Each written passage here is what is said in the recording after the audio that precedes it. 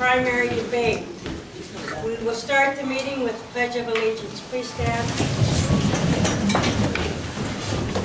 I pledge allegiance to the flag of the United States of America and to the republic for which it stands, one nation, under God, indivisible, with liberty and justice for all. Thank you. People often say that in a democracy, decisions are made by a majority of the people. Of course, that is not true. Decisions are made by a majority of those who make themselves heard and who vote. That is a very different thing. Walter H. Judge, U.S. Congress, 1943-1963. In the interest of time and respect towards the candidates, we ask that you not applaud during the debate. You will have an opportunity to visit personally with the candidates after the debate and ask your questions at that time. The format of the debate will be as follows. Each candidate is allowed 2 minutes to respond to questions from the moderator. Another 30 seconds will be allowed for rebuttal if necessary. After the questioning, each candidate is allowed 5 minutes to give their perspective on why they want your vote. I thank you in advance for your cooperation in making this debate successful. I'd like to read you just some short bios on the moderator and on the two candidates, so you all know. The moderator is Jeffrey Lawrence. Jeffrey is the Deputy Policy Director at the Nevada Policy Research Institute. His commentaries run frequently in the Las Vegas Review-Journal and the Nevada Business Magazine, and have appeared in the Washington Examiner, New Hampshire Union Leader, and Kansas City Star, among many others. Since joining NPRI in 2008, Jeffrey has authored several notable studies, including an alternative state budget, a comprehensive review of Nevada's tax structure, and a roadmap for the reforming Nevada's budgeting practices and subsequent editions of NPRI's Piglet book, and legislative review and report card. Jeffrey's work has drawn praise from the Tax Foundation of Americans for Tax Reform and the editorial pages of the Las Vegas Review-Journal and the Las Vegas Sun. Prior to joining NPRI, Jeffrey spent 2 years at the John Locke Foundation in North Carolina, where he developed analysis of that state's energy policies. Jeffrey attended graduate school at American University in Washington, D.C., where he earned a MA in International Economic Policy. As an undergraduate, he studied political science at the University of North Carolina at Pembroke, where he was recognized as the department's most outstanding senior and was a 4-time Peach Belt Scholar while starting for the school's top 20 wrestling team. Jeffrey and his wife, Jenna, live in Clark County with their son, Carson. Cresent Hardy. Born and raised in Mesquite, Nevada, Cresent Hardy has always worked hard to not only take care of himself and his family, but to give back to his community.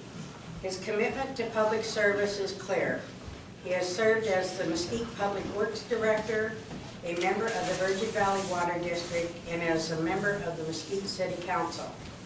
Cresent Hardy brings over 2 decades of distinguished public service experience to his campaign for Nevada's 4th Congressional District. A 5th-generation resident of Mesquite, his grandfather was the first baby born in the town. Hardy knows the importance of building a strong, safe community for families. He and his wife, Perry, have been married for 30 years and are the proud parents of 4 wonderful children. Crescent is a proud founder of the Golf for Kids fundraising program, which has raised over $165,000 for needy children in the Southern Nevada schools. Crescent is also active in his church and community organizations such as Junior Livestock and Veterans Group. He partnered in the,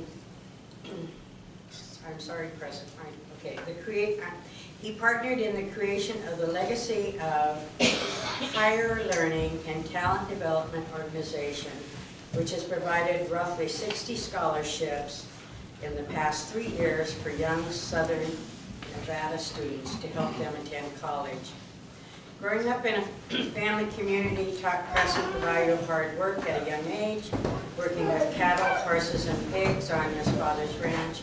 As a young man, instilled a valuable work ethic that he applies each and every day as a businessman. Crescent Hardy knows that fostering a low-tax environment encourages business growth, and the expansion is critical to creating the new high-paying jobs that economic prosperity is needed in our communities. Niger Innis. Niger Innis currently serves as the national spokesman for the Congress of Racial Equality, CORE, and is the former chief strategist for the TeaParty.net. He works closely with the national chairman and represents CORE across the United States and around the world. In addition to his role with CORE and the TeaParty.net, Mr. Innis serves in the following capacities: co-chairman of the Affordable Power Alliance, APA, a coalition of Latino and African American ministerial organizations, senior citizen advocates which fight against public policies that raise energy and associated costs, various chambers of commerce, advisory committee Project 21 for the National Center for Public Policy Research, consultant to EEN247.com, Empowerment and Excellent Cable Channel, NRA Membership Committee and NRA Lifetime Member. In December 2012, Niger co-founded the New America organization with Julie Herford, Victor Chantel, Carlo Mafat, and Leo Lednitsky. I hope I didn't mess that up. It's pretty good. Mr. Innis' civil rights and political activities led to regular and various television and radio appearances around the world. He was hired as a political and social commentator for MSNBC and for NPR. He also has been a guest on CNN, BBC, CBC, Al Jazeera, Fox News Channel, ABC News, CBS News, Mr. Innis is currently a commentator for NBC News in his adopted home state of Nevada. In 1990, Mr. Innis attended Georgetown University and pursued a Bachelor of Science degree in political science. Mr. Innis was born and raised in Harlem, New York, and currently lives in North Las Vegas, Nevada. Thank you. Jeffrey Lawrence. Thank you, Connie. Please remind us all to get shorter bios. Gentlemen, you both know the rules. You will have 2 minutes each to respond to each question I ask. I will alternate among you in terms of going first. So with that in mind, Assemblyman, I'll begin with you. Excuse me for a second. Okay. Now in terms of terrain, climate, demographics, and economic makeup, CD4 is one of the most diverse congressional districts in the nation. If elected, how will you balance all of these diverse interests, and what will be your highest priority while in office? Thank you. Appreciate Mr. Lawrence being here. First of all, the first thing I see that's key once I'm elected as an individual, as a congressman, the first thing that I need to handle is the fact, thank you, first thing that I need to do as a congressman is make sure that I have, without a doubt, the best constituent services all throughout my area. I want to make sure that I can respond to those constituents, make sure that I can deal with each one of their issues. Being raised in Nevada all my life, there's nobody more qualified, I believe, to represent this area, because I come from the rurals, but I've represented those individuals within the urban area for years. Being on the city council, being a member of the technical advisory board, I was on the Regional Transportation Commission for the better regional. Stand up. Oh. Nobody can see you. Okay. Thank you. Anyway, I was on the Regional Transportation Commission for 2 terms. I was also on the Executive Advisory Committee prior to that for about 7 years. So I understand the regional flood, I understand the regional transportation. I was a member of the Las Vegas Convention as a Visitors Authority for 1 term. I've been on the member of the Health District for, I don't remember the years there. I've been on the local community hospital boards, both the Mesa View Hospital Board when it was originated, and also Boulder City, still sitting on the hospital board in Boulder City. So I think I understand rural health, I understand rural mining issues, I understand the urban areas, the infrastructure that helps create a good, solid economy. I understand the things that make government go within this state, so I think I'm the best qualified for that reason. Okay, thank you. Mr. Innis. Thank you. First, let me thank Connie and this wonderful Tea Party organization for having this wonderful event tonight. I want to thank you, Jeff, for moderating. I think it's important, and I don't know if it's going to come out of my time, that we have a moment of silence for the victims in Fort Hood.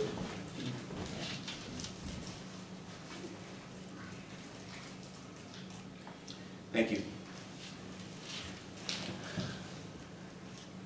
I've been throughout this district, and I must tell you, it's a learning experience. I am not, better, can you hear me? I am not a 5th generation Nevada. You might have noticed that. Certainly not from these parts. I've gotten to learn a lot about the 4th Congressional District. From Ely to Alamo to Mineral County to downtown North Las Vegas. And let me tell you, the crisis of confidence that we have in our country is a crisis that exists in the rurals and exists in the urban centers. The question I want you all to ask yourselves tonight, and I just spent a day with Clive Bundy and his wonderful family. And they told me about the heck, the ladies and children in the room, so I won't say the word I really want to use, but the heck that they're having to deal with an abusive federal government that is infringing on their liberty. Now, while I don't know, I said to Clive, you're going to be my teacher. You're going to teach me about these concerns, about land use issues, about the imposition on your grazing rights, imposition on your exercising your liberty, wanting to open up a business. Am I out of time? Oh. I'll be the one to communicate that message in the rurals and in the urban centers as well, and they'll listen. Okay. Thank you, gentlemen. Now, Mr. Innis, I'm coming back to you, and actually going to touch on something you just highlighted there. About 86% of the land in Nevada is controlled by one federal agency or another. Far more than for any other state. If elected, will you champion a transfer of federally controlled land to either state or individual control? Well, let me tell you something.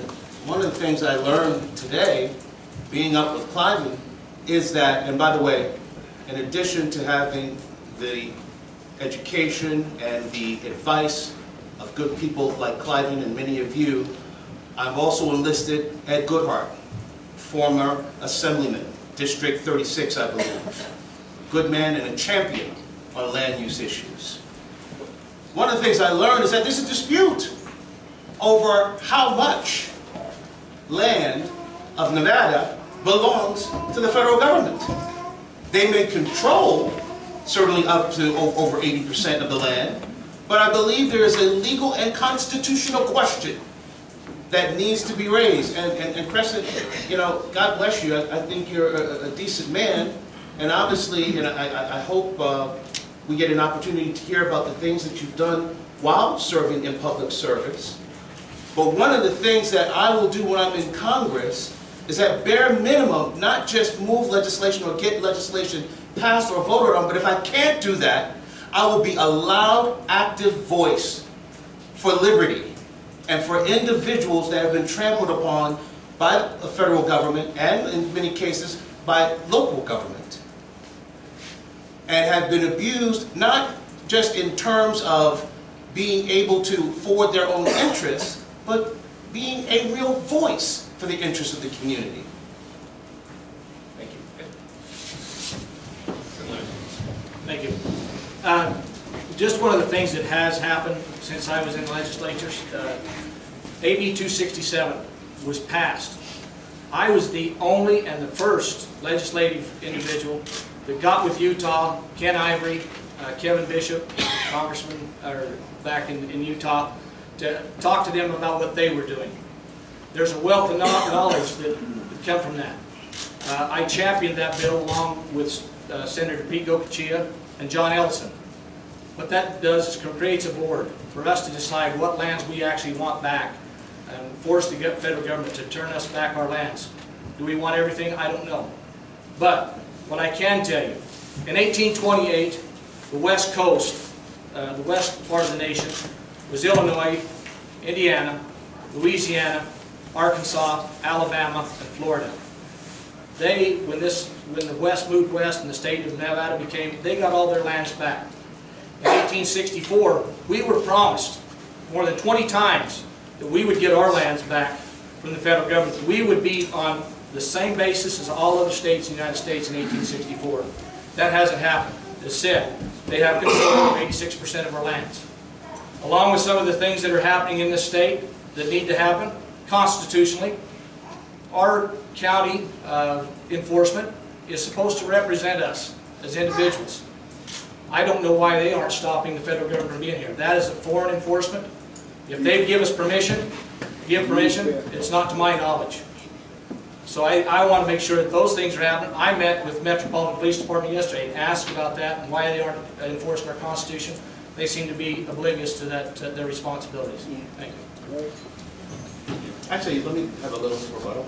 Is that allowed? Yeah, 30 seconds. Okay. Well, Crescent, you know, like I said, I'm fairly new to this state. I'm certainly new to this region, and I'm learning quite a bit. And my question to you, Crescent, and perhaps we can answer it a little later, is you've been in public office, you've served in public office. How could you not know the details and the specifics of issues around land use? And why have you not been a louder voice in the legislature, in the city council where you served, on behalf of the people of this region? You know, I walked up to the BLM officers today, and one of them actually unstrapped their gun. The tension in Bunkerville is outrageous. I've told them that I'm going to be standing side to side with them as they protest and try to exercise their First Amendment rights, and I'll be bringing some people from North Las Vegas to join. Mr. Innis, Mr. Hardy, I'll respond to that. Thank you. Sorry. I have been an active voice. I've actually got the folks in front, asked them to get involved. I've asked a number of Utah people to get involved, the ranchers that have the same concern. This is moving to their area. To say that I'm not actively involved would be inaccurate completely. I appreciate the comment that we could probably be as loud as we want, but action has to happen more than words. I'm constantly trying to get and promote, along with Cliven, the protests that are out there. So I've met with Mr. Bundy for years, understand the issues, so I'm on it. Thanks. Okay, thank you. I should have mentioned at the outset that there are 3 sections of this debate. The first one is thematic specific issues that are relevant to congressional offices, probably to do. Secondly, we'll talk about taxation and economics, and thirdly will be foreign affairs. So going on to the next question, Mr. Hardy, this will go to you. Nye County, which lies entirely inside CD4, is home to the site of a controversial federal project you may have heard of, Yucca Mountain. The Nye County Commission has repeatedly expressed support for the project, but it has met resistance from the governor and Nevada's senior senator, Harry Reid. Where do you stand on Yucca Mountain? And if you oppose the project, how would you propose to treat spent nuclear waste? Thank you. Actually, my belief is if it passes all the criteria of safety for the state of Nevada, I think it's a great area for it. But it has to make sure that it meets all the standards, to make sure it's safe if it's in the ground, to make sure the transportation of it is a safe environment. But I believe that it actually can create many new jobs in the state of Nevada. I don't think there's a better place for it if it meets the criteria of safety. I promote it But I ultimately believe that it's up to the county of Nye County to accept it before it even would move towards the state. If Nye County wants it, then we start to move forward if it meets all that criteria. So that's where I stand on it. I think it's a great spot for economic development. I believe it's a great spot for storage or some other. There's many activities that can happen out there other than just storage also. So that's kind of where I'm at. Okay. Mr. Innis? Yeah. I've been a proponent for all of the above energy strategy since 2008, after my father wrote the book Energy Keepers, Energy Killers, The Last Frontier in the Civil Rights Revolution.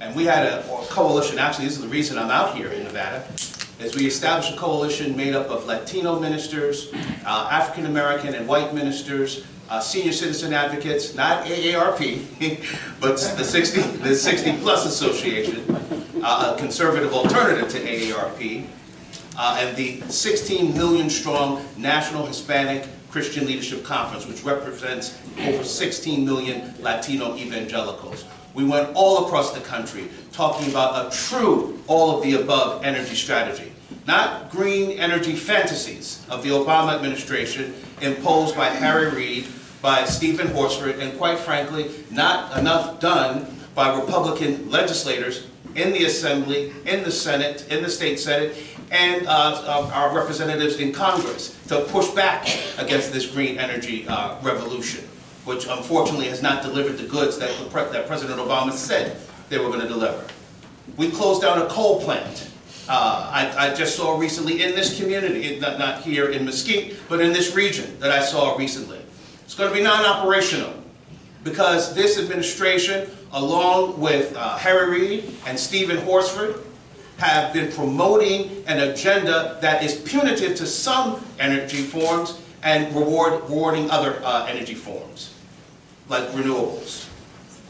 I am open to Yucca Mountain. I agree with Crescent. We have to make sure that all safety standards are in place. We have to make sure that the people of Nye County, and to some extent the people of Nevada, are in favor of. I think an education process needs to take place before it's implemented. Put the time in. Okay, Mr. Innis, Nevada has historically been a net donor state to the federal government, with more money leaving the state than is spent here. Is it important to you that Nevada's money come back to Nevada? And if so, what would you do to accomplish this? Well, again, I believe it's 65 cents on the dollar for every dollar that we send to Washington, D.C. that we get back in services. And that is an outrage. I mean, it's an outrage. We send more money to Washington, D.C. than we get back from Washington, D.C. They control, if they do not own, I know that is a legal question that has to be addressed, they control over 80% of what I believe is our land. There's something wrong with that imbalance. We can argue about how we got here, but the question is, with the current political leadership that's in power, starting with Harry Reid, who has been in power for close to 10 years and one of the most powerful Senate majority leaders in the history of our country. I say it's a failure of his leadership, but I can't leave Republicans out of this either. There are Republicans in the Nevada delegation that could have done more to put pressure on Harry Reid to renegotiate these deals, or at least squeal like a pig and expose it. One thing I can say to you, I can't guarantee that when I get to Washington, D.C., I'll be able to override President Obama's veto. But I can tell you, I can guarantee you that I will squeal like a pig and expose these frauds in Congress and in our delegation that talk one game when they're running for office, but do something quite different when they're elected. Mr. Hardy. You know, this donor state has been long overdue. And yes, we do have legislators that are standing there that are of the same party that I am, that haven't, I don't think, worked hard enough to get our dollars back. That's the reason that the western states is one of the lowest funded educational areas in the nation, is because we're not getting our rightful due back for what we put out. Back to the lands issue. We are far too concerned with people like Harry Reid and Stephen Horsford about creating an NCA out here on Gold Butte and a number of other places about trying to create 60 million acres for a refuge for sage grouse and other, which is totally insane. Nobody's ever proven that those dollars are needed to be spent. In order to create these NCAs, we continue to want to bring us back dollars that will be spent here. What are we going to do? Borrow more Chinese money to take care of these places when we do it better ourselves? But we need to be active and educate those people, and that's what I've proven that I can do in the second time of the legislature. I learned that you have to get to know people on the other side and people in your own caucus and educate them about the value of certain things. And I'm willing to listen to anybody if they're willing to listen to me. And the fruits of our labor came out in this last session due to, I believe, a lot because of my efforts to work and strive to accomplish things. They say it was one of the most productive sessions in 30 years in the state of Nevada. And I believe that's because we worked for what was best for the state of Nevada and stopped leaving these political issues alone. We stayed away from the social issues that are pretty much we're never going to agree on. So I know how to work on getting our money back, how to spend our dollars in the right way. I can continue to do that in Congress. Thank you. All right, Mr. Hardy, please everyone make sure that your cell phones are silenced. We'll now move on to section 2, which is economics and taxation. I'll address the first question to you again, Mr. Hardy. What would you do about the Affordable Care Act? Is repeal realistic, and is there a better alternative? I don't believe that repeal, as long as the other side is in charge, has a chance of getting repealed. Some talk about repeal and replace. Myself, I think it's a total repeal. I get the opportunity to vote to repeal it. I will vote to repeal the Obamacare Act. I believe that those type of issues are better served by the states. Let us decide what we want to do. Let us decide. The federal government, or the Constitution actually states, and the reason that politics is all about having equal rights, not equal things. Some have taken it upon themselves to make sure that we all have equal things in this nation. And even if it comes to the fact of taking something from somebody else. That's not the way our Constitution was set up. That's not the way our Founding Fathers intended it. I will continue to enforce those values that I believe that our constitutional Founding Fathers implemented. So I have a great desire to make sure that we protect those rights and those states' rights and those individual rights and our sovereign rights as a people here in the state. Thank you. Thank you, Mr. Hardy. Mr. Innis, the Affordable Care Act. Well, Crescent, I think that it'd be good for you to think about repealing a couple of bills that you voted for. Because as we know, Obamacare is a federal program that needs the cooperation of states. There are a number of states, independent-oriented states, that are not cooperating with Obamacare and implementing the exchange. Our state, unfortunately, is not one of them. And Crescent, you voted for SB 440 to implement the Nevada Health Exchange Act. You also voted for the expansion of Medicaid. And we all know that Obamacare is a fraud. The majority of the expansion of people getting engaged in Obamacare is an expansion of Medicaid all across this country, not just here in Nevada, where it's 140,000 Nevadans of the so-called 180 that got into Obamacare. It is an expansion of Medicaid, and Medicaid right now is not working. So, you know, what is the definition of it? I think Albert Einstein said, the definition of insanity is doing the same thing over and over and over again, expecting a different result. So, Crescent, before you get to Washington and talk about repealing Obamacare, maybe you ought to repeal those two bills that promoted Obamacare here in the state while you were in the legislature. Yes. I don't know how accurate Mr. Innis is on that, because in 2011, I voted against the governor's budget, which is part of that budget. During the legislature of that year, the governor asked us to look at going forward with this exchange, which during the committee may have got voted for, but ultimately voted against the budget, which that is part of, asked because it's part of the law of the land. So we have to move forward. We can fight all we want, but you can see, I appreciate the fact that Congress has put up more than 50 times, I believe it is, I don't remember how many times it is now, that they voted against it. And I appreciate that and should continue to do so. But I think you also have to work towards making sure that it wasn't an impact on the people of the state of Nevada also. I like the rebuttal. 30 Is that allowed? Okay. Look, We all agree that John Ralston is no right-wing conservative nut. John Ralston said that the Silver State Exchange that Crescent Hardy voted for, just look at SB 440, he voted for it, that the Silver State Exchange is such a disaster, it makes the federal Obamacare look good by comparison. Okay. Let's move on past the Affordable Care Act. I know it's sort of a favorite topic.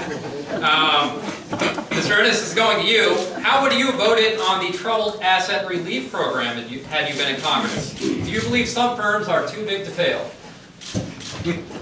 Yeah, that firm is the federal government that seems to be the business too big to fail these days. The firm too big to fail is the United States of America, folks. This is our last shot. A lot of people from around the world leaving dictatorships or leaving economies where they're suffocated, their liberty is suffocated, they come here as a last refuge. We are the last refuge.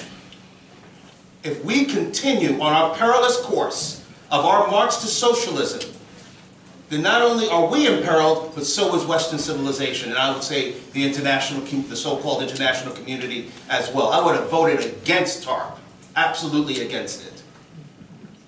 Too big to fail makes no sense to me. And then too big to fail, we passed TARP, and then liberal Pelosi, Reid, and Obama use that as a hustle to implement Dodd-Frank that suffocates smaller commercial banks, community banks that actually do give out loans to small businesses. And those so-called too big to fail companies are bigger than ever. The banks that were too big to fail during the crisis are bigger than ever after these regulations. I would have voted against TARP. I would have done it loudly. Okay. Mr. Innis, Mr. Hardy. Thank you. I would have also voted against TARP. Those companies that are too big to fail, I think if we'd have let them fail, we'd have been well on our way to recovery right now. We're still in a stagnant growth area. Those banks that are out there, this was set up to destroy the small banking industry, which takes care of small businesses. Let me explain, which I was explained to by a banker just recently. He said what is happening is this was set up for bigger banks to get bigger through this process. Those smaller banks have the same amount of regulation, have the same amount of staff within the smaller banking institutions, and they can't afford to give those good quality loans out to the small business and the individual like they used to. The small banking institutions were the greatest asset we had. Dodd-Frank has been a nightmare, will continue to do so. It is destroying this country and the entrepreneurship opportunities that might still be available for anybody that has that desire to continue to move forward. I would have voted against also. Okay. Mr. Hardy, I'll be coming back to you. Okay. Do you support the idea of federal tax reform? And if so, what should it look like? I definitely support the idea of federal tax reform. As we know that the tax system we have currently, definitely nobody can understand it, not without being a tax expert. I believe that we continue to try to tax businesses, the middle class business, way too much, while we give the breaks out to the big large corporations. They have the fundamental ability with the tax structure that we have today to be able to exempt certain things and get by without having to pay very little taxes back to the federal government, while the middle class guy is harmed and destroyed by it. I've looked at the fair tax and the flat tax. To me, the flat tax looks like a better opportunity, but there's things that need to be corrected within it if we try to go that direction. So I think we need to look at our tax structure, figure out how we can make it a better, more fair tax structure, dealing with the business tax, the payroll tax, and others. So I think it's something that definitely needs to be restructured. I know there's a bill that's being presented in Congress right now. I haven't seen the language on that, so I can't tell you whether I could support that or not, but I'm glad that somebody's moving forward with that. Our own state structure needs to be looked at, because it's a convoluted mess, in my opinion. We have little pots of money going every direction, with everybody got their hands into it. I like the idea of a tax where we know this tax, portion of this tax is going for this portion of development, structures, or whether it's going for highways, infrastructure, or others. So that's where I like to see a tax work, is where we know exactly where it's going and it has accountability for it. Okay, so just to clarify, you like the idea of a flat tax? Well, I'm looking at, that's one that I don't like necessarily like a flat tax, but that's one of the more appeasing ones that I like, of the trying to see the structure of them. I can't tell you that that's the one I would support. Right now, I would probably say, let's reform the tax structure we have and look at what we can do there. Because there's a lot of nuts and bolts to this tax structure. It's still one way above my head, I'll tell you. Okay, thank you. We need a simpler tax code, a flatter tax code. There's no question about it. Frankly, there are a lot of politicians, elected officials, that give lip service to those ideas. And to a great degree, I agree with Crescent on that. But you know, they say that past behavior is a sneak preview of the future. And the logical question that I have to ask, I know, Crescent, that you signed the tax pledge federally not to raise taxes. I'm going to sign it Friday with Chuck Muth at a ceremony at First Fridays. I invite you all to come. But the logical question I have to ask is, I did a little dig. I said, oh, well, you know, when I found out that you signed the tax pledge federally as a candidate for Congress, I said, well, Chuck, you know, he must have signed the tax pledge as a state legislator too, right? And Chuck said, no, he refused to sign the tax pledge as a state legislator. And then when I look at his voting record, and I looked that he voted for a marriage tax, which effectively would have been a marriage tax, SB 419, a tax on sales in Clark County, AB 496, and of course the increased fuel tax, AB 413. You all can fact check me. But I can see why you didn't sign the tax pledge as a legislator, because you voted for tax increases. Look, folks, we can all say what we're going to say tonight, have good talking points, but past behavior is a sneak preview of future behavior. Okay, Mr. Hart, before I let you respond, Mr. Innis actually didn't answer the question. If you supported federal tax reform, what does it look like? Federal tax reform, I thought I did. I said that I want a flatter system, a more simple system, frankly, a system that cuts taxes across the board. Look, I believe that we have too many loopholes. We have too many special interest loopholes that are often put in by special interests. I think we need to take out those loopholes, let's flatten the tax code, make it much simpler, because I quite frankly think that taxes, you know, Obama gets on this war of income inequality nonsense. Of course, income inequality has gotten worse under his administration than it was before. And that's because, one, you have a regime that has too much taxation and too much regulation. The rich can find a way to avoid those problems, not middle-class folks that want to be rich. So you prefer eliminating deductions and lowering the rate? Yes, yes it is. Okay. Mr. Hardy. Thank you. Rebuttal to that is, I wish Mr. Innis would kind of understand that, you know, there's things that go on in legislature, and he's talking about me voting for taxes. I did not vote for a tax in there on this, the more cops or the indexing. What I voted for was the opportunity for the citizens of Clark County to decide that. Every community within this district sent letters of resolution asking to support these two items, the communities themselves. Now, that's a constitutional issue in my mind. Those are things that I'm supposed to do, listen to the people and let them decide what they wanted to do. The more cops was voted down by the county, and the indexing was voted up for more infrastructure and creating jobs and getting this economic ability back going again. So to say that I voted for it, I voted for the ability for the county itself to represent itself, because I don't believe the state is there to pick and choose just one county on a tax. Our job is to make sure that it's equal across the state when we decide on a tax. When individuals want it, we want to give them individually their opportunity to decide what they want to do. Thank you. Mr. Innis, I believe this is going back to you. Yeah.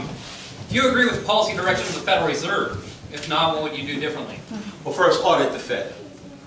No question about that. That's the first thing. Second thing is to change the role of the Fed, which was originally to make sure that our currency was stable and was switched, I believe, in the early 70s to deal with income. And the reality is how that has been operational is every time there's some degree of economic growth, oh no, not income, unemployment rather, okay? They changed their mission from having a stable dollar to dealing with unemployment. And every time there's some degree of prosperity, during the Reagan years, even during a little bit during the Bush years, and during the Clinton years, the Fed would overreact to a belief in inflation, and they would suffocate the recovery and economic growth. They need to get back to their original mission, and maybe even further back than that. But at bare minimum, they need to be audited, and they need to go back to the original mission to make sure that the dollar is worth what it says it's supposed to be worth. Federal Reserve should never have been established the way it was established in the first place. The Federal Reserve, I believe, is an unconstitutional department. It was supposed to have gone before the people, or the House of the people. That was developed by 20 men, basically, or 20 big, powerful men, without the vote of the people. And the tax is supposed to go before the vote of the people. And that there is an automatic tax, an automatic spending, which automatically gives the opportunity for to continue to print money. Right now, we're sitting at $17.5 trillion in debt. For every individual, when you pay for the interest on that, that currently is $193,000. That's today. $193,000 per individual in this nation in order to pay the interest and the debt back. That is a direct influence from the Fed being able to continue to print money to try to create some kind of environment where we can keep interest rates low. If we had let the natural order of things, let the country do what it does best, like one of the founding principles says, the greatest level of prosperity comes when there's a free and open market economy with minimal government regulation. We need to get back to that. We need to take away from these individuals that continue to line the pocket, I believe, still of other individuals with the Fed and help out benefit Wall Street and others. The reason the stock is continue to go up, is because of the Federal Reserve and the printing of money. Every time they talk about raising interest rates, where does stock go? So I think we want to talk about the Republicans. We talk about the Democrats. That's their MO is to continually try to print more money. I'm against that. Thank you, Mr. Hardy. The next question is coming back to you. Trustees currently estimate that Social Security will become insolvent by 2033, perhaps sooner. It moves up every year, as you're probably aware. Is the system worth saving, and if so, how would you do it? I think the system has to be saved. Too many people have invested into it. It's one of the true entitlements that are out there that people deserve. People have put their money into the Social Security system. The government's got to stop borrowing against that Social Security system, which is one of the avenues that we get or give ourselves a little credit or equity in to be able to borrow with other countries, is because of our Social Security system is on the hook for that. When this nation fails financially, I believe that's going to devastate many people that have invested so much into the Social Security system. We need to do all we can to protect it, protect the people that have invested in that Social Security system, and take it off that credit line, so to speak. So I think it's very important we protect that. Mr. Innis? Yeah. Back in the mid-90s, I joined a group, actually helped found a group called Third Millennium. And it was made up of young Americans, from college-age Americans. And one of the, bipartisan by the way, not just Republicans, but Democrats, Independents, Libertarians, and to deal with questions that were confronting Americans in the 90s, and coming up with solutions that were bipartisan or nonpartisan in their solution orientation. One of those issues that we addressed was Social Security. And we commissioned a poll at the time. And we asked the question of then young Americans, which I once was, which we once all were. We asked the poll, how many of you believe that Social Security is going to be solvent by the time you retire? And there was a higher percentage of young Americans that believed in UFOs than they believed that Social Security was going to be solved. The reality is we all know that Social Security is in trouble. And I believe we need to look at Social Security in two different ways. First, seniors that are receiving Social Security and individuals that are about to receive Social Security. A promise made must be a promise kept for those individuals. And Social Security and those payments must be intact. Having said that, for those individuals that are younger, I do believe, and for those of us that were skeptical back then are skeptical today, young folk today are very skeptical about the solvency of Social Security. We need to make a new arrangement, or at least give them an option of a new arrangement. Not something that would threaten the benefits that are due to current seniors or folk that are about to become seniors, but give people an opportunity to have some alternatives. Thank you. I think also we need to follow, I like Governor Romney's plan. I do believe that we need to extend the age for those that are not already in that gap. I think those that are under the age of 55, we need to look at making sure that we pay a little more, because the cost of living, the value of it is not keeping up with the economy as it goes on. So I think that those younger than 55 maybe should start to have to pay a little more. And those that are within that area, as they get there, maybe we extend that age limit to 70 somewhere down the future with it at the same time for those folks that are under 55. Let me do a follow-up as well, if I could, very quickly. Look, it's not just a question of Social Security. Let's be frank here. It's all entitlements. And the reason I hammered so hard, and I don't mean to be mean to you, Crescent. Bring it on, he said. Good, all right, I'll continue to. But Harry Truman said, they call me Give Him Hell, Harry. He says, no, I just tell the truth and it feels like hell. But the reason I am so in such opposition with any legislator that cooperated with Obamacare is because it's creating yet another entitlement. And it is expanding an entitlement that is already desperately in trouble, which is Medicaid. So it's not just Social Security, but it's Medicaid, it's Medicare. And we need both. Now is not the time for politics as usual, Democrats or Republicans. It's a time for leadership, folks. Okay. Mr. Innis, this question comes back to you. How do you feel about currency manipulation by the Chinese or anyone else? Is it a blessing or a curse? Oh, it's an absolute curse. It's an absolute curse, and it's something that we, as not only the sole superpower, but a superpower to a great degree that guarantees through our military and through all of our tax dollars going to the military, Pax Americana, peace, guaranteed by the United States of America. Freedom of navigation of the seas. You know, if there is a global crisis, be it Putin flexing his muscles in the Ukraine and Crimea, or be it a war on terror because of radical Islam, the world looks to the United States.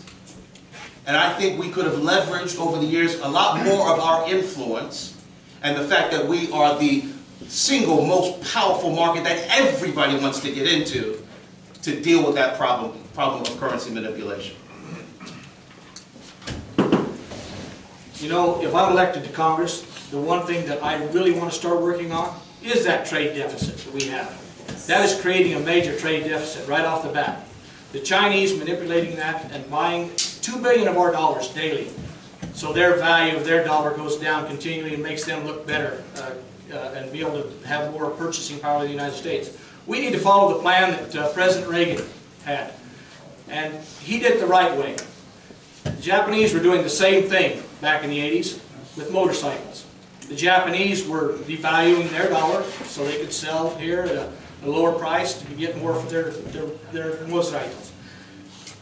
President Reagan put a countervailing duty on those folks. And he says, if you continue to do this, he says, I'm going to go after your cars next. He did that by 20%, put a countervailing duty on it. And why have we stopped following through with some of those same policies? Not since Reagan, as that continued to happen.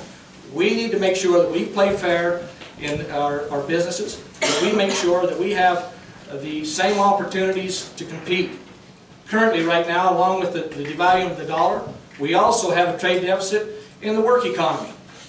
Our jobs are going overseas because guess what? They don't have to follow the same environmental issues. They don't have the same jobs and labor protections that we do.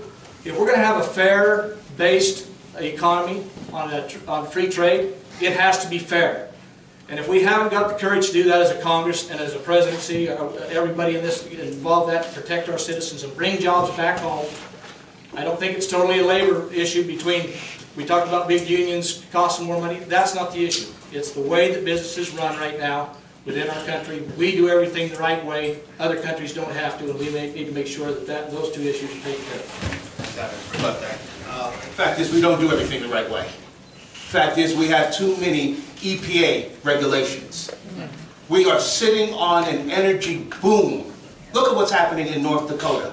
Unemployment is below 3%. They don't have enough people to fill the jobs that are available in North Dakota.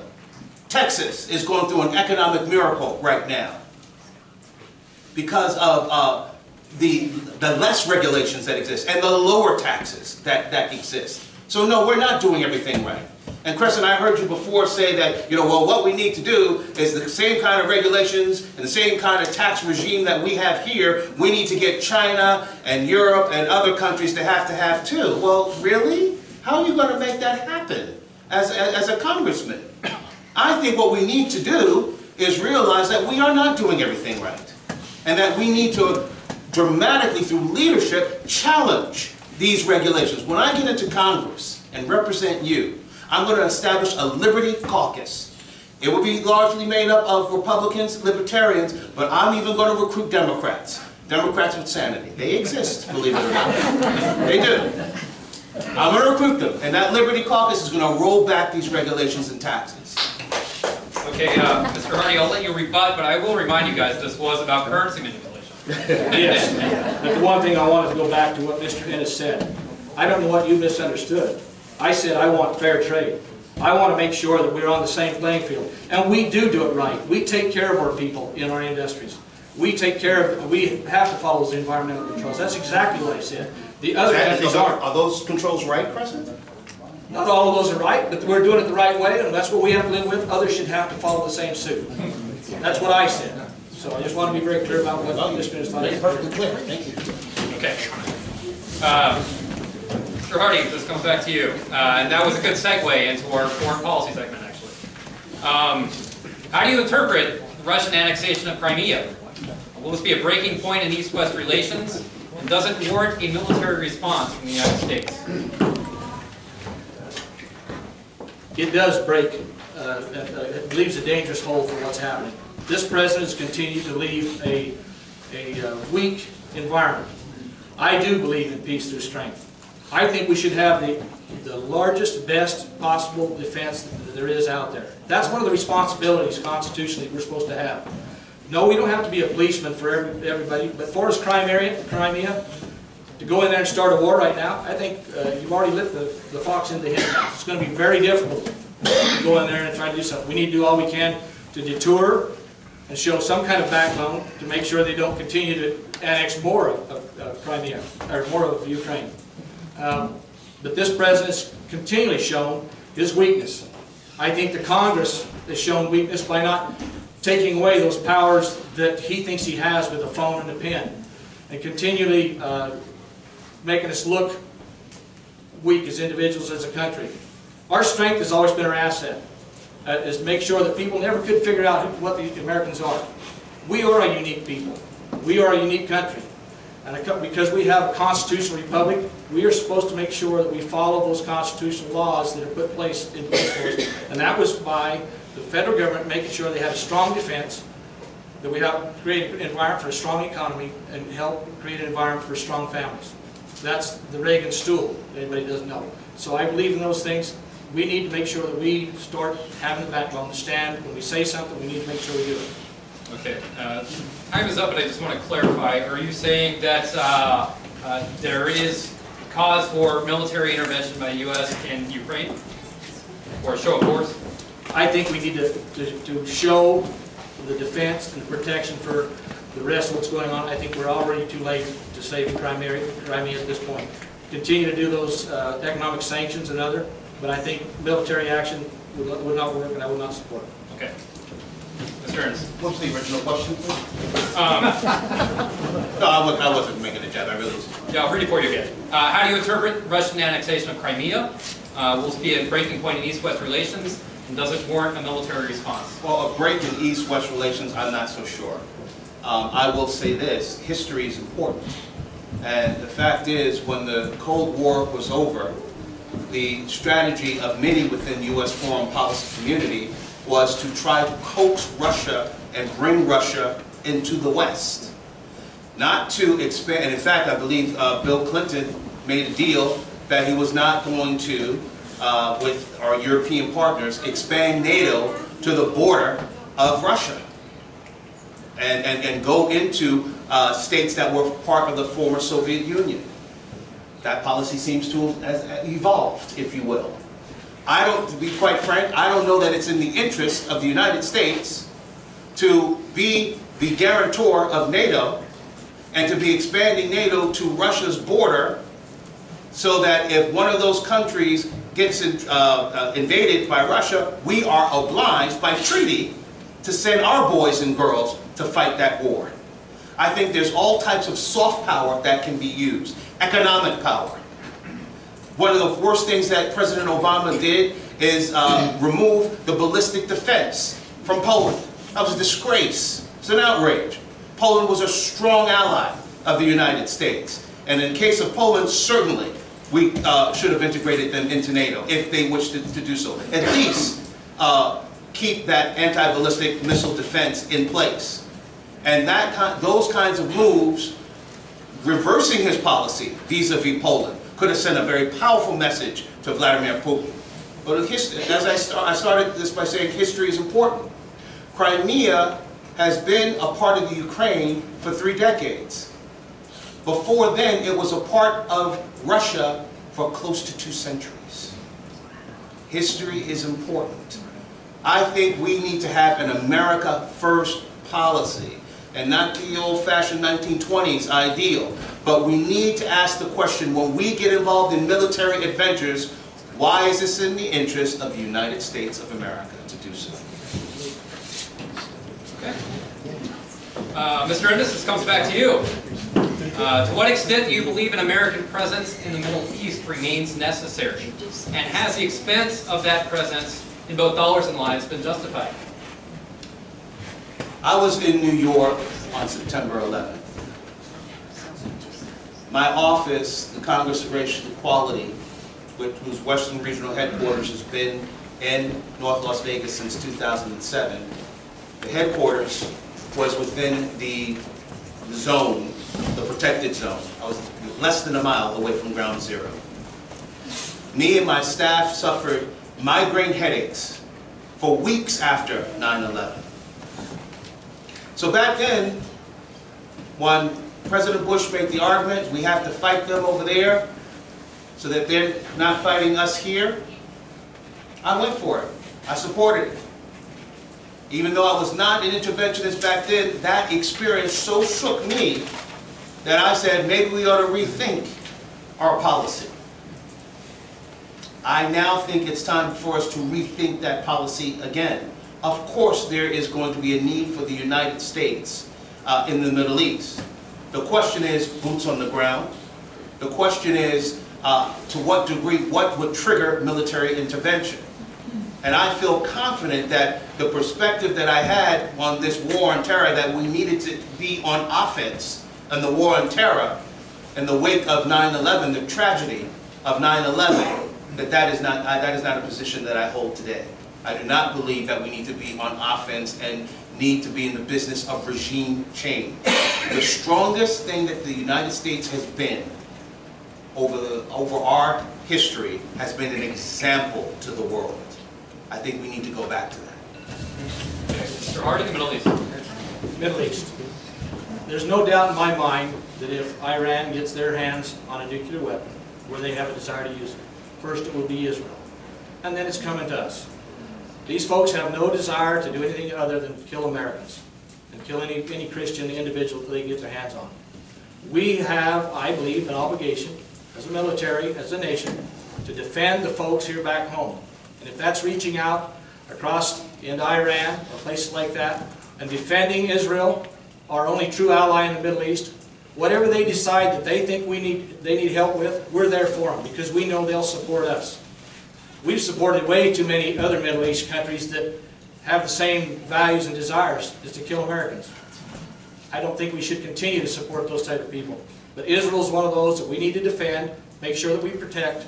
And what they decide and what their intelligence thinks that they need to do, if they want to protect themselves against that also, we need to support them in that. So that's my opinion in the Middle East. We are at a dangerous crossroads right now, nationally. We can't sit here on our laurels because the world's way too small when it comes to defense anymore. It's not a boots on the ground issue because there's way too many weapons of mass destruction that can reach out for a long, long ways. We need to make sure that we continue to build a strong defense so we have that power in the eyes of others to make sure they think twice about what they're doing so we don't have to go to war with them. This president has done just the opposite. Everybody wants to step on us because they think that we're weak. So I think that the strong defense and make sure that we continue to support the strong defense is a major item within this country. I don't want to rebut Crescent. I just want to add on to my comments. I don't want to give you the impression that I don't believe in any engagement in the Middle East. Israel is the canary in the coal mine, as far as I'm concerned. If Israel goes down, there is a domino effect that takes place. They are our strongest ally in the Middle East. But the adventuresome efforts that I'm talking about, I look at the Iraq War, and I look at the blood and the treasure that we Americans spent, and I ask the question, what did we get for it? We actually got a more powerful Iran for it. That is closer to a nuclear weapon after our engagement in Iraq. And I'm not blaming those brave soldiers that sacrificed, did what they were asked to do, more than what they were asked to do. But I am saying that a commander-in-chief must go to the United States Congress to get approval to get engaged in war. And the American people have to know exactly why we are engaging in battle and potentially sending our daughters and our sons to die.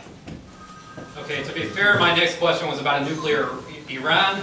So, Mr. Hardy, if you'd like to add anything as well, you can do that now. I think I've already addressed it. Okay, good. I can address nuclear Iran. Wait, you talked about it a little bit. I'll give you another 30 seconds. I'll do less than 30. Okay. It's an existential threat. It's not just a question of Iran. It's a question of the Persian Gulf. It's a question of other Arab states feeling. Saudi Arabia is saying to us, saying to President Obama recently, that once Iran is well on its way to the nuclear weapon, we're going to get training from the Pakistanis. And we're going to get a nuclear weapon.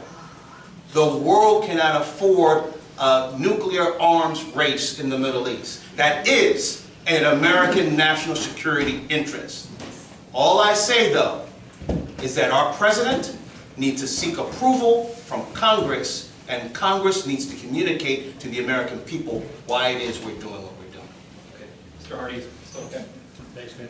Okay, all right, good. Moving on to the next question. I believe I'm to you, Mr. Innis? Yes, yes. Okay, in the past few weeks, North and South Korea have exchanged shell fire, while North Korea has test-fired 2 ballistic missiles and announced it will resume testing nuclear weapons.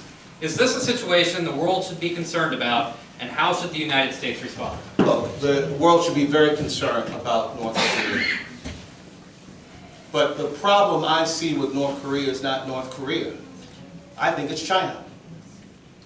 The leverage that China has over North Korea is pretty extraordinary. And while North Korea, people can laugh it off and say, ah, that's the mad dog, he's crazy. The Chinese are not crazy. They are civilized people for millennia. It's a stable nation. And see themselves as future world players, or players on the world stage. We should leverage much more influence and pressure on China, including getting into negotiations with the Japanese about developing their armed forces, and us assisting them with it, to send a message to the Chinese that if they don't pull the reins on North Korea, there are other things that can happen. Mr. Hardy. Thank you. Korea is definitely an issue that we need to look out for. Korea right now is already a nuclear power. Korea is already selling their weapons as a commodity out there across into the Persian Gulf and other places in the Mediterranean. We need to watch out for that. Because that's going to come right back home to haunt us. Yes, China can do a lot to help this, but China has the same issue. They want to become the next world power in the military. So they're not going to help us out to make sure that they keep Korea in check. We need to put economic sanctions on China to help them understand that they need to support this. If they want to be a World Trade Organization with us and continue to work with us, we need to make sure that we start calling them out on their issues and make sure that they're going to support us if they're going to be part of that organization. Korea is a huge detriment to society in itself, I believe. I believe that that is the next big threat that's coming, is because of this weak administration, that we're going to continue to have them exercise their muscles thinking they've got more power because we don't do anything about it. We need to do everything we can to shut them down and their abilities to continue to create weapons of mass destruction. Okay. All right, Mr. Hardy's coming back to you. Despite all the scary border clashes we've just discussed, the most deadly border in the world is still the one between the United States and Mexico. This violence has been mainly attributed to illegal drug cartels. We're now in the 41st year of the war on drugs. How do you assess its impact? Its impact has been and will continue to be a major impact on this nation and its youth and other. Drugs are a major problem within our nation. It's destroying minds, it's destroying bodies, and it's creating healthcare problems beyond our ability to take care of them. There's another way to make sure this happens. We need to make sure that we secure our borders and make sure they're as tight as we possibly can. But we have a government across that border that likes to do trade with us. We need to make sure that that government's doing their responsibility to take care of their side. From my understanding, there's nothing going on to keep that cartel from coming over or trying to deter them from getting to the border in the first place. We need to make sure that if you're going to be working with us, that you're a true ally, that you do everything within your power, not just send dollars. We need to see actual results and see what you're going to do about it. Right now, I don't believe there's one administration in the last 40 years that has fulfilled their responsibility to make sure that that border was secure from drugs or anything else. There's one area of the world where I do believe that the U.S. should have a very muscular foreign policy, and that's this hemisphere. You can call me a neo-Monroe doctrinaire. Maybe we call it, to be politically correct, we'll call it a Monroe Bolivar doctrine. But this is our hemisphere. Mexico is in our own backyard. What happens in Mexico has a direct impact on the Southwest United States. I look at what President Bush Sr. did vis-a-vis Colombia, working in cooperation with decent people within Colombia that wanted to suffocate the drugs that were coming out of Colombia and coming to American cities and plaguing American cities all across our country. I think that type of intervention needs to take place with Mexico. Again, Mexico is a country that has ambition. It has a growing economy. Actually, I believe over the past 5 years of this smoke and mirrors recovery, in some of those years, their economy has grown faster than ours has. So I think there are opportunities that we have with the ambitions that Mexico and other countries in this hemisphere have to be a little more interventionist when it comes to the drug war. Mr. Innis, this comes back to you. Kind of a related question, at least in the same hemisphere, for the most part. What is your stance on immigration reform? Do you believe in a pathway to citizenship? What I believe is that every nation on the planet has a right to its sovereignty. And that to say that you want to have a secure border is not racist, it's just common sense. What I say, actually, I'm talking about this hemisphere, is that actually one of the toughest borders to cross in our hemisphere is the southern border of Mexico from other Latin American countries. They believe in border security and sovereignty. I believe in it too. I stood with Jeff Sessions and Senator Mike Lee against the Senate immigration bill, primarily because they did not secure the border. Yeah, sure, they threw money, millions of dollars that will go to government contractors to build fences. Border security is when you turn a waterfall into a trickle, when you have metrics that show that indeed the border is well on its way to being secure.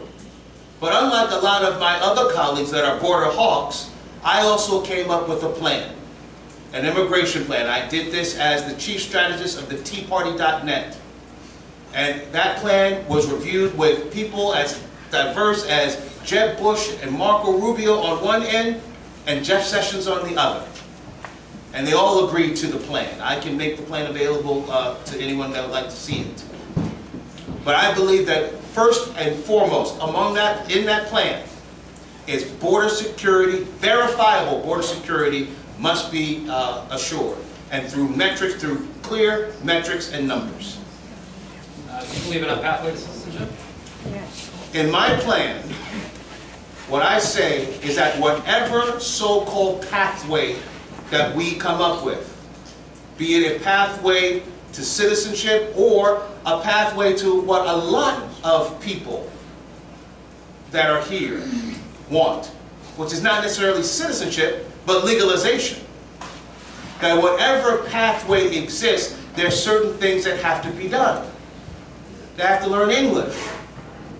The crisis that we have with our country right now, believe it or not, is not just illegal immigration, it's assimilation. And it's not just with immigrants. It's with Americans that have been here 2 or 3 generations and don't know about our Constitution and our Bill of Rights and American history. These are things that must be done in any package that creates any particular pathway. Okay. So naturalization. No. I'm in favor of naturalization? Yeah, If I'm in favor? naturalization class or something. What I'm saying is that, again, I would welcome anybody to look at my plan. Actually, Laura Myers here from the Review Journal, she talked a little bit about my plan in an earlier story months ago. Okay, look at that plan. All of those provisions must be met. For example, military service. If someone is willing to go in the military and potentially give their lives for the country they want to be a part of, I believe tomorrow, sorry, they become an American citizen. Okay. Mr. Hardy. Thank you. You know, this nation was founded on immigrants coming to this country. But one of the obligations was you come here to this nation, that you had to come here legally, that you had to get an education. We help provide that opportunity for education. You had to make sure that you understood and read the English, that you become a patriot of this nation, that you understood the Constitution and the values of being that, and to make sure that you worked into our social environment. You know, we have many different people that come here, and I understand and appreciate they have their individuality. This nation was founded under certain principles and certain values, and I think you need to come here and follow those. And patriotism is a large thing of it. I believe in the opportunity for individuals to obtain legal status. I do not believe in amnesty. I do not believe that those people that are here already should move to the front of the line because they've been here in any way, shape, or form. I do believe that there should be an opportunity for those individuals that have come here of no choice of their own, and this is the only country they've ever known, that they should have an opportunity to maybe have that status of citizenship in the future with certain obligations. If it be through military activities, make sure that they are good, solid citizens, have a job, they're assimilating in society, and they're patriots of this country. All others need to go through whatever process that comes down the road. We need to do something about it. There is 40% of those 11 million people that are here right now that illegally, 40% of those came here on a visa and decided to stay. We need to reform that visa program to where we can track those individuals, make sure they're productive and active and doing their part, and they have that job, that they're not being a drain on our welfare systems and other systems. I believe that that's something we need to make sure we take care of. It's going to take lots of little pieces to bring immigration reform. President Obama had an opportunity to do that. He had control of the House and Senate, and he didn't do anything about it. But he continues to want to label the Republicans as the problem. I believe that we have the opportunity to do certain things and bring those people the opportunity to make sure there's a program that's put in place, and it has to be certain step-by-step issues. Okay. If I could quickly, but I believe when Crescent talks about folk that came here of no fault of their own, that's the language that, and I'm not blaming Crescent for it, that's the language that Democrats often use when talking about immigration reform. And they're referencing it within the DREAM Act. The problem with the DREAM Act is that it says that if you came here no fault of your own, and you go to school or you serve in the military, you can go on a pathway to become a citizen. Okay, and I don't know that you support that or don't support that, but I have a problem with the DREAM Act. The problem I have with the DREAM Act is that it equates someone who's willing to give their life, potentially, for the country they want to be a part of, with someone that has the opportunity to go to college. How are the two equal? They're not. I'm not saying that we ought to deport a young man, a young girl who innocently came here and knows only the United States of America, and for all intents and purposes is an American culturally.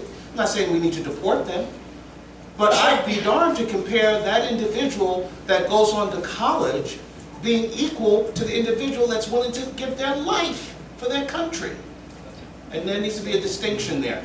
I'm also a little sick and tired of politicians playing football with the Latino community. Unlike a lot of folk who talk the talk, I walk the walk. In my classroom since in my office since 2010, I've had a program and have made 300 new American citizens that were here legally and came here the right way and became American citizens, and good American citizens that understand what the Constitution is and the Bill of Rights. Okay. Would you like to respond? Yeah, like 15 seconds, Okay. 15 seconds. I do not believe that there's any bill out there that's gone through the Congress or the Senate that I can support right now. I believe just what I said. Make sure that these people are productive, make sure they've been law-abiding, make sure they have a job, and give them the opportunity to be in that military and protect this nation and be, because I believe that those in the military are the only true first-class citizens in this nation, those who have served. The rest of us can never be a first-class citizen, because I haven't served in the military. Only regret I've ever had. That is a real responsibility that makes you a true opportunity as a citizen, as the military folks that have served. Okay, gentlemen, it's now 8:15. That exhausts my questions for you tonight. However, I'd like to give you both about 3 minutes to sum up and make your closing statement about why you may be the best congressman to come from Congressional District 4. Mr. Hardy, I began the night with you. Therefore, Mr. Innis, I'll let you begin with the closing statement. Well, first, once again, I want to thank Connie and the Tea Party. Thank you, President. I want to thank Connie and the Tea Party for holding this first in a series of debates. And President, I hope that we can debate early and often throughout this campaign. I know John Ralston is looking for a word back from your campaign. I've already agreed to go on his show and debate you as many times as possible. He can even bring Horsford along if he wants. So I'm looking forward to debating you all over this district. I started off by saying, these are critical times. This is not a time for politics as usual. We have a nation that is on the march, you say a gallop, to Western European style socialism. You want a sneak preview of that? Look at California. Look at Detroit.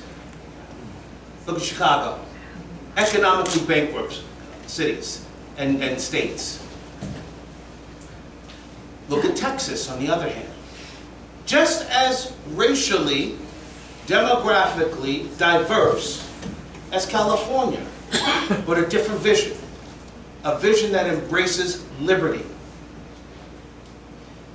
Now is not a time for politics as usual, it is a time for leadership. I ask you to examine, don't believe me, fact check, go on Google, read the good and bad things about me. The liberals said a lot of bad things about me.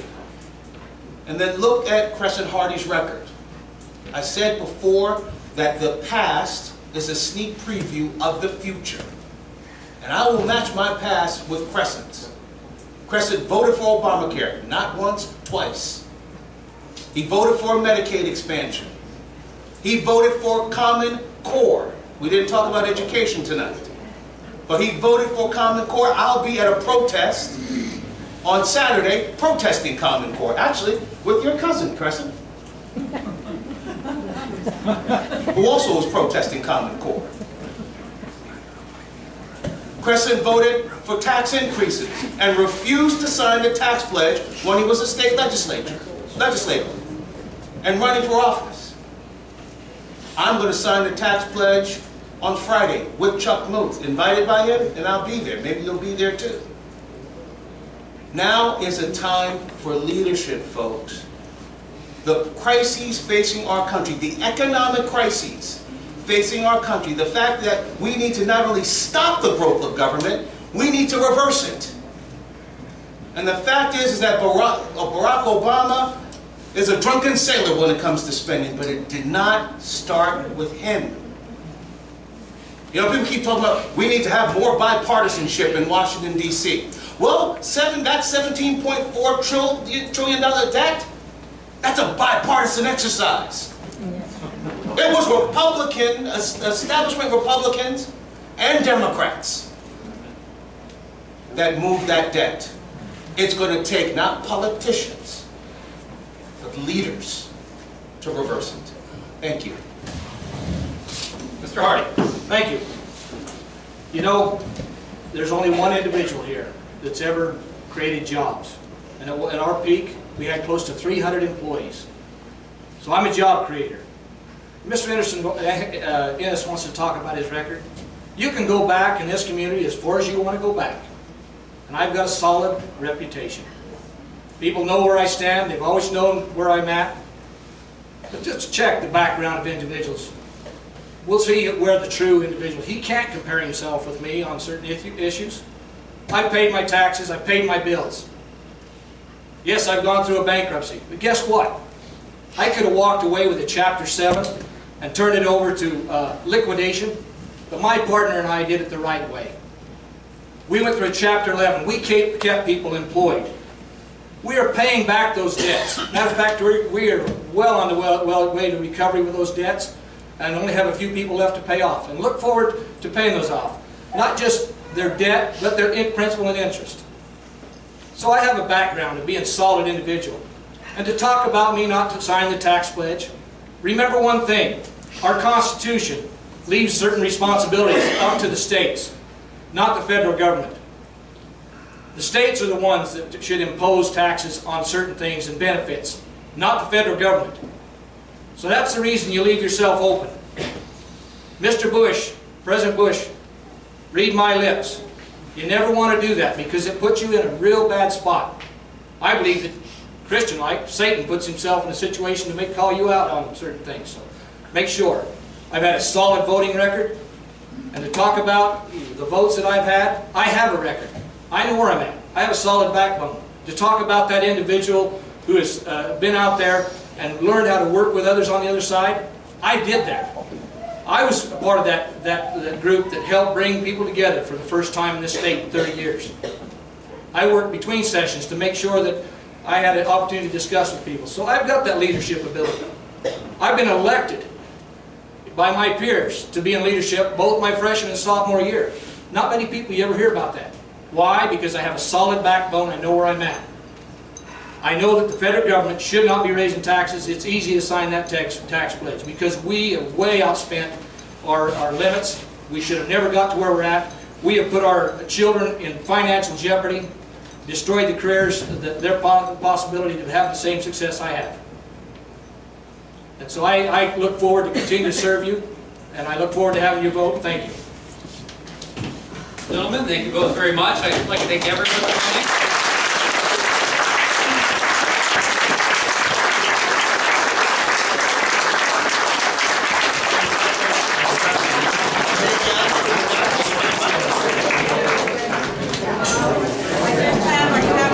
Better get the mic. I just have a couple of announcements, and then you can visit with the candidate. I want to thank Jeffrey, Cresent, and Niger for agreeing to this debate. It's a bit of a historic moment, I believe, about that. Excuse me. Can't hear you. I have a couple of announcements, and then you... Not over yet, guys. Not quite over yet. I want to thank Mesquite Republican women for the wonderful use of this microphone about every time we have an event, because we don't have one. Jackie, are you where I can find you? Okay, will you announce the next meeting at your house, the one you were, or do you want to? Yeah, coffee on Saturday, April 19th at my house. There's information on the website about it, or you can give us a call. It's going to be on the internet, Facebook, smartphones. Anybody who would like to learn anything about those, and anybody who's an expert would appreciate it, you would show up and just give some hands-on attention to the people that are there. We have Wi-Fi. We would appreciate it if you have a laptop or a tablet that you bring it with you, so you have a chance to surf on your own, and we'll have a few extra computers there for people to borrow. Thank you. Thank you.